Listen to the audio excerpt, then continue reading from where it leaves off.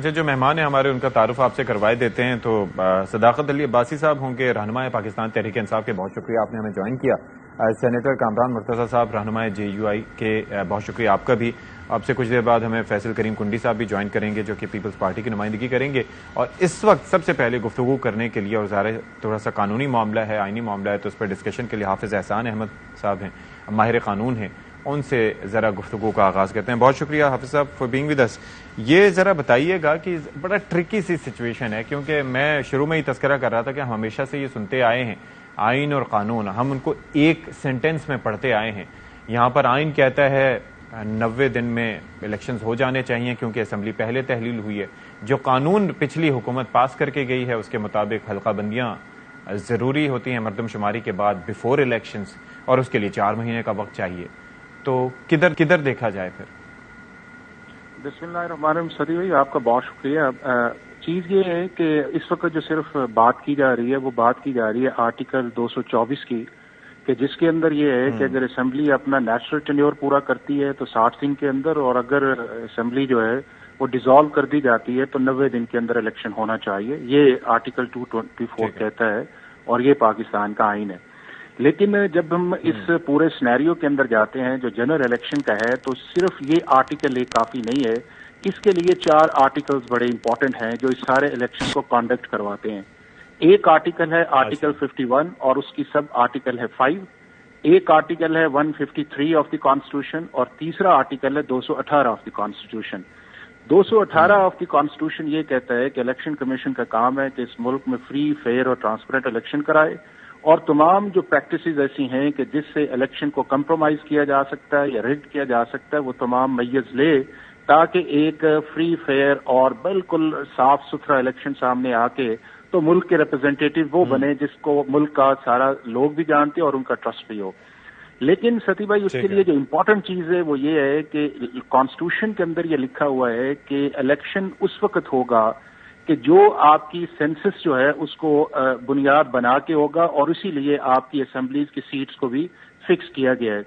اب یہ ساری چیز جو ہے وہ آرٹیکل 51 سے سٹارٹ ہوتی ہے کہ جس کے اندر یہ کہا گیا ہے کہ آپ کے ہر صوبے کی کتنی سیٹس ہوں گی، پنجاب، KPK، سرحد بلوچستان کی اور فیڈرل کیپٹل کی کتنی سیٹس آئے گی۔ پھر ہم نے امینڈمنٹس کی ہے اور فاٹا کو پاکستان کا حصہ بنایا ہے، تو پہلے فاٹا کی علیحدہ تھی، اب اس کو مرج KPK میں کر دیا گیا ہے۔ اسی آرٹیکل کا آرٹیکل 5 ہے، اس کے اندر یہ کہا گیا ہے کہ آپ کا جو جنرل الیکشن ہوگا وہ اس بنیاد کے اوپر ہوگا کہ جو آپ کا لاسٹ سینسس کو جس کو نوٹیفائی کر دیا جائے، جو آرٹیکل 5 ہے۔ اب آرٹیکل 5 جو ہے اس کو انووک کیا جاتا ہے through article 153 of the constitution, چونکہ جب سے آپ کی ساری 18th امینڈمنٹ آئی ہے اور چیزیں ڈیوالو کر کے گئی ہیں تو سینسس جو ہے یہ اب سبجیکٹ بن گیا ہے کونسل آف کامن انٹرسٹ کا۔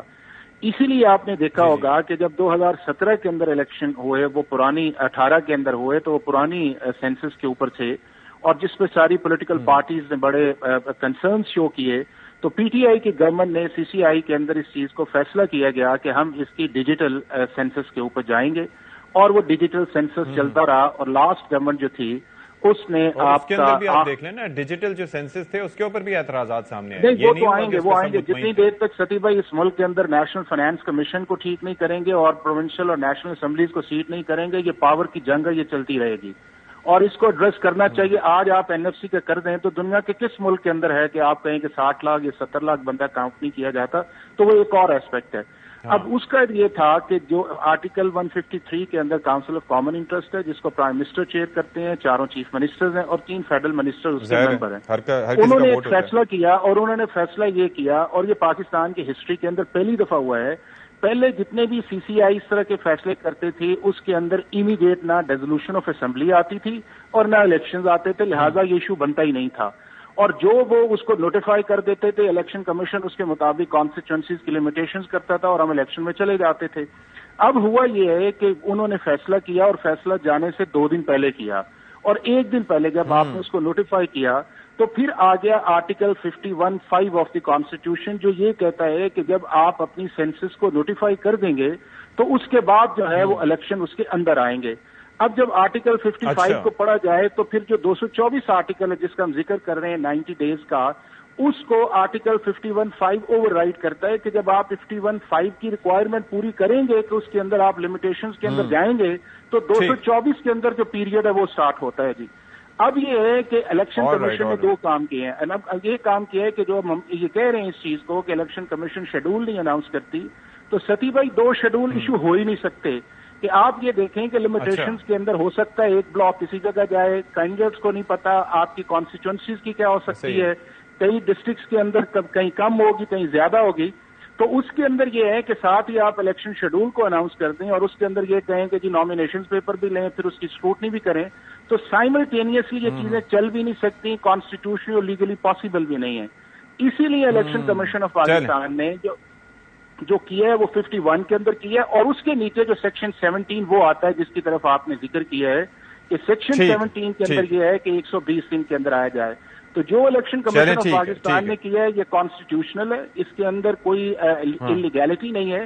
اور یہ انہوں نے جو شیڈول دے دیا ہے جس کے اندر 120 دن کا اور 14 دسمبر کو وہ پورا ہوگا, اس کے بعد پھر 90 ڈیز جو ہے جب فائنل نوٹیفائی کر دی جائیں گی کانسٹیٹیوشنل لمیٹیشنز جو ہیں, تو پھر اس کے بعد جو ہے وہ 90 ڈیز کا پیریڈ جو ہے وہ سٹارٹ ہوگا. اچھا, پھر اس کے بعد 90 ڈیز کا پیریڈ شروع ہوگا. اس کے بعد 90 ڈیز کا پیریڈ آئے گا جب 51(5) کی ریکوائرمنٹ جو ہے وہ پوری کر دی جائے گی. لہذا یعنی کہ یہ 4 مہینے پہلے جی, اور اس کے بعد پھر 90 دن الگ اس لیے آئے گا نا جی کہ چونکہ پہلے آپ نے 51(5) آرٹیکل کی ریکوائرمنٹ پوری کرنی ہے کہ آپ نے لمیٹیشنز کو کرنا, اور اس کا اسکیجول آ گیا. اس کے بعد جو 90 ڈیز ٹھیک ہے. تھینک یو سو مچ حافظ احسان احمد صاحب فار بینگ ود اس. آپ نے ہمیں سمجھانے کی کوشش تو کی, لیکن یہ معاملہ جو ہے وہ it is not that simple. یہ تو جلیبی کی طرح الجھتا ہی جا رہا ہے, اور پھر 4 مہینے یہ تو پھر 3 مہینے وہ. کامران مرتضیٰ صاحب, آپ بھی ماہر قانون بھی ہیں, تو آپ ذرا تھوڑا سا روشنی ڈالیے گا کہ اسی طرح سے ہے جس طرح سے احسان صاحب نے ہمیں سمجھانے کی کوشش کی. حافظ صاحب بہت اچھے وکیل ہیں, انہوں نے آپ کو بالکل درست سمجھایا ہے. میں اس میں سیاسی پہلو اس کا یہ ہے کہ جو نوٹیفائی کیا ہے سینسس کو, ہم اس کو ایکسیپٹ نہیں کر رہے, ہم اس کو اپوز کر رہے ہیں. اس کو 2 باتوں پہ اپوز کر رہے ہیں. ایک بات جو اپوز کر رہے ہیں وہ اس بات پہ کہ جب آپ اپنی ڈیزولیشن کے لیے ڈیٹ دے دیتے ہیں تو پھر اس کے بعد کوئی اخلاقی جواز نہیں رہ جاتا کہ پھر آپ نئی سینسس کو جو نوٹیفائی کروا دیں, اور جس کا ایک اپنا ایک کانسیکوینس ہو. اور دوسری بات جس پہ ہم اپوز کر رہے ہیں اس میں یہ ہے کہ آپ نے اس کو نوٹیفائی تو کر دیا سینسس کو, رپورٹ کو, مگر اس رپورٹ میں جو ہے وہ 64 لاکھ جو ہے وہ آبادی جو ہے وہ آپ نے بلوچستان صوبے کی ریڈیوس کر دی, اور یہ تقسیم کر دی آپ نے ادھر ادھر. تو ہماری جو 6-7 اگر نوٹیفائی کرنا ہی تھا تو ہماری 6-7-8 سیٹیں بڑھتی تھیں قومی اسمبلی کی, جو کہ زیادتی ہوئی ہے, اور اس کو جو ہے انہوں نے وہ کر دیا. لیکن وہ کس وجہ سے کیا گیا ایسا؟ یہ تو فی الوقت جو ہے نا چونکہ میٹر سب جوڈس ہو گیا, اس کو چیلنج کیا. اب مجھے نہیں پتا, میں ایک امید رکھنے والا شخص ہوں, میں نہیں سمجھتا کہ اس میں کوئی میلافائڈی ہونی چاہیے. مگر بہرحال جو ہے نا میں چونکہ ایک پولیٹیکل ورکر بھی ہوں, تو جو میرے پولیٹیکل کنسرن ہے وہ میں اس کو ریز کرتا ہوں, اور کرنا چاہیے. اور اس وقت بھی جس وقت یہ ہوا تھا اسی دن جو ہے وہ اس کو معاملے کو ہم نے ہاؤس میں ریز کر دیا تھا. سینٹ آف پاکستان میں یہ ایشو جو ہے ریز ہو گیا تھا ہماری طرف سے کہ آپ نے جو کچھ کیا ہے زیادتی کی ہے, اور اس کا جو جواب دیا تھا آپ نے یہ فرمایا مناسب نہیں تھا, غلط تھا. یہ تو بہرحال آپ کہہ رہے ہیں کہ معاملہ مورلی یہ ٹھیک نہیں ہے.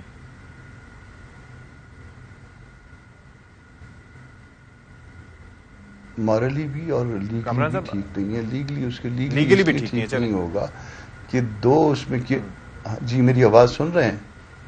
جی لیگلی بھی ٹھیک نہیں ہے, اس لیے کہ اس میں آپ اتنا بڑا ڈیسیجن لینے جا رہے ہیں, اور اس میں تو اس میں 2 کیئر ٹیکرز بیٹھے ہوئے ہیں. 2 لوگ اس میں کیئر ٹیکرز تھے. ایک وہ شاید بڑی مشکل سے وہ بھی پہنچے تھے, بڑا ڈیلے ہو کے. اس میں بھی جو ہے نا وہ آپ سارے گریس مارکس دے دیجیے ان کو. ہمارے بلوچستان والے CM بڑی دیر سے پہنچے تھے. ہم یہ نہیں کہتے کہ ان کو زبردستی لایا گیا تھا, مگر بہرحال وہ بھی بڑی دیر سے پہنچے تھے. تو وہ یہ سارے معاملات مل کے جو ہے اس نئی سینسس کو تو ڈسپیوٹڈ کرتے ہی کرتے ہیں. مگر یہاں پہ جو ہے نا جب جو ہماری حکومت جو تھی وہ اگر اپنی ڈیزولیشن اناؤنس کرنے کے بعد کہ فلاں تاریخ کو اسمبلیاں ڈیزالو ہو جائیں گی, اور اتنا بڑا ڈیسیجن لیتی ہے تو اس کے اوپر بھی ایک سوالیہ نشان ہے. اب اس کے جو ہے نا وہ کانسیکوینسز جو ہے نا سامنے آنے لگ گئے. انہوں نے کہا کہ ڈی لمیٹیشن جو ہے نا وہ ہوگی. ٹھیک ہے جی, ڈی لمیٹیشن ہوگی. ڈی لمیٹیشن یقیناً جو ہے نا قانون کے مطابق تو ڈی لمیٹیشن ہے, مگر فرض کر لیجئے کہ یہ سارا کچھ ضروری ہے تو پھر ہم بہت عرصے تک شہباز شریف صاحب والی گورنمنٹ سے پہلے والی گورنمنٹ میں سارا نظام ہی ہم آرڈیننسز پہ چلایا کرتے تھے. تو جب ہم سارا نظام ہی اس زمانے میں آرڈیننسز پہ چلایا کرتے تھے تو یہاں پہ گڈ فیتھ والے آرڈیننسز بھی آ سکتے ہیں. جن آبجیکشنز پہ فرض کر لیجئے 30 days جو ہے نا, جیسے آپ کو حافظ صاحب بتا رہے تھے کہ فلاں کام کے لیے اتنا ٹائم چاہیے, فلاں کام کے لیے اتنا ٹائم چاہیے, تو ہم کوئی سن سیٹ کلاس ڈال کے اس میں جو ہے نا اس کو for this election, for coming election, forthcoming election جو ہے نا وہ کیا ہم اس کا دورانیہ جو ہے ہم کم نہیں کر سکتے, ہم اس کو کم کریں. نگرانوں کا کام تو یہی ہے نا, الیکشن کمیشن نے تو نگرانوں کا کام بلا شبہ یہی ہے. اچھا, ان کو اسسٹ کریں اس دورانیہ صداقت علی عباسی صاحب نہ کریں سوالیہ نشان. آپ